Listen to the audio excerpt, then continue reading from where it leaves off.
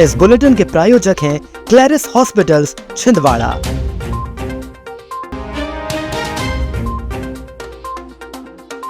Lakshmi construction के घटिया कार्य पर कलेक्टर ने लगाई फटकार।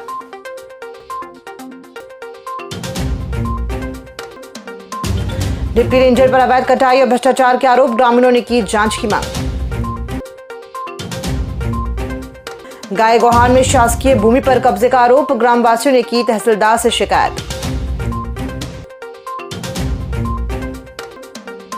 भाजपा सरकार किसानों के साथ कर रही छलावा, नकुलनाथ बोले।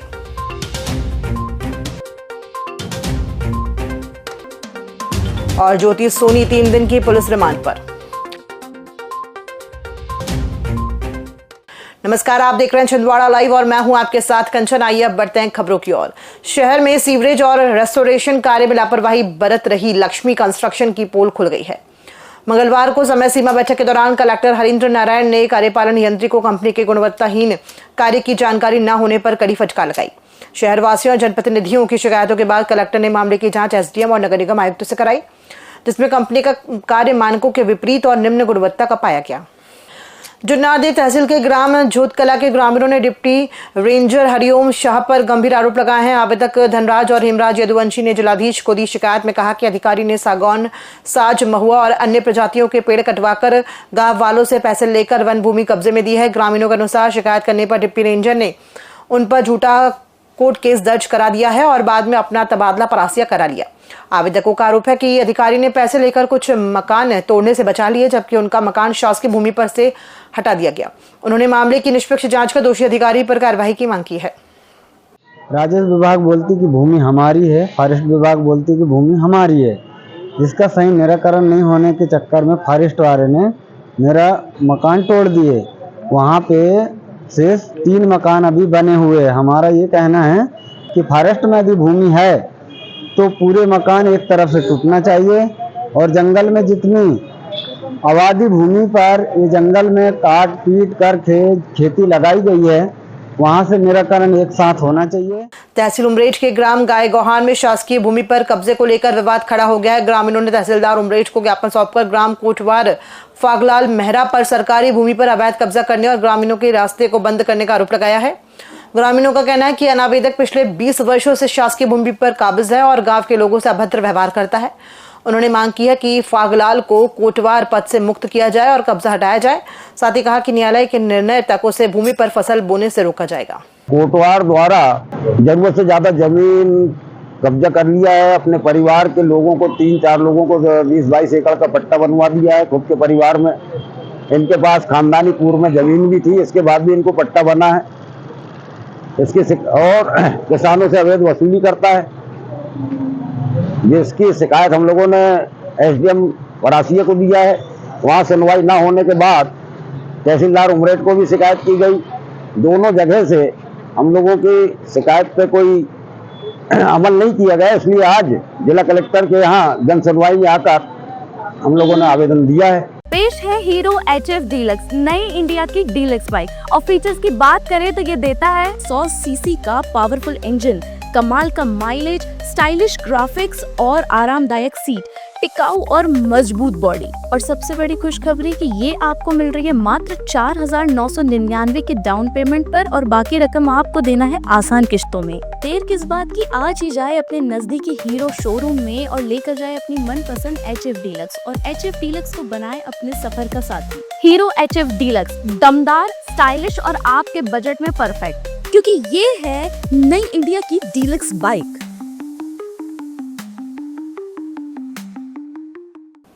पूर्व सांसद नकुलनाथ ने कहा कि भाजपा सरकार का किसान हितैषी चेहरा अब बेनकाब हो चुका है। मक्का उत्पादक किसानों को उचित मूल्य नहीं मिल रहा, जिससे वे निराशा में है। उन्होंने कहा कि कमलनाथ सरकार के दौरान किसानों को मक्का का मूल्य 2400 रुपए प्रति क्विंटल तक मिला था, लेकिन बीते 5 वर्षों में हालात पूरी तरह से विपरीत हो गए हैं। नकुलनाथ ने कहा कि किसान आज भी खाद, बीज और बिजली जैसी बुनियादी सुविधाओं के लिए संघर्ष कर रहा है। उन्होंने सरकार से मांग की है कि किसानों की समस्याओं को गंभीरता से लेते हुए मक्का सहित सभी फसलों के उचित समर्थन मूल्य पर खरीदी सुनिश्चित की जाए।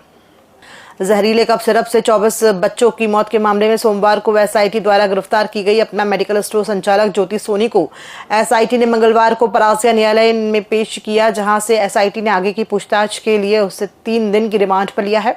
रिमांड के दौरान एसआईटी ज्योति सोनी से कफ सिरप मामले से जुड़े कई अहम सवालों पर पूछताछ करेगी। जहरीले कफ सिरप कोल्ड ड्रिंक मामले में सह आरोपी बनाई गई ज्योति सोनी अब 3 दिन तक पुलिस के रिमांड पर रहेगी। ध्यान रहे कि परासिया के चिकित्सक प्रवीण सोनी की पत्नी ज्योति सोनी को कफ सिरप मामले के साक्ष्य मिटाने के मामले में सह आरोपी बनाया गया। पूछताछ के बाद एसआईटी उसे 7 नवंबर को न्यायालय में पेश करेगी।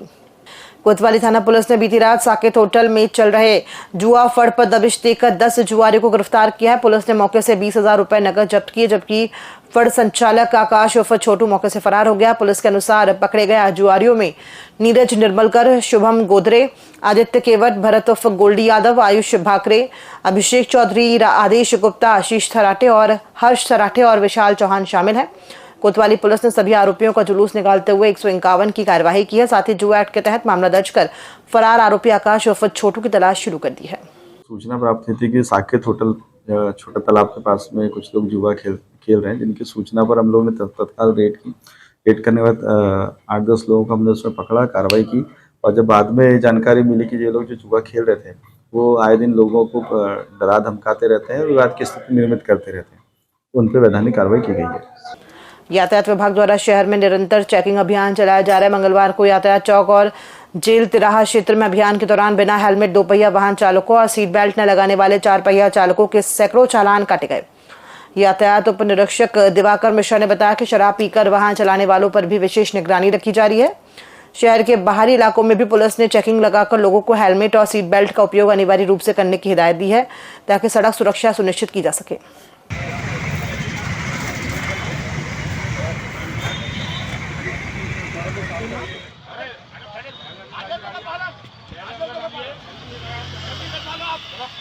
माननीय न्यायालय के आदेशानुसार और अपने वरिष्ठ अधिकारियों के आदेशानुसार हेलमेट, सीट बेल्ट, कागज पेनों की जो निरंतर पूरी से चेकिंग चली आ रही है, उसी क्रम में आज भी जो है चेकिंग चल रही है। बिना सीट बेल्ट, हेलमेट वालों की चालानी कार्रवाई की जाए।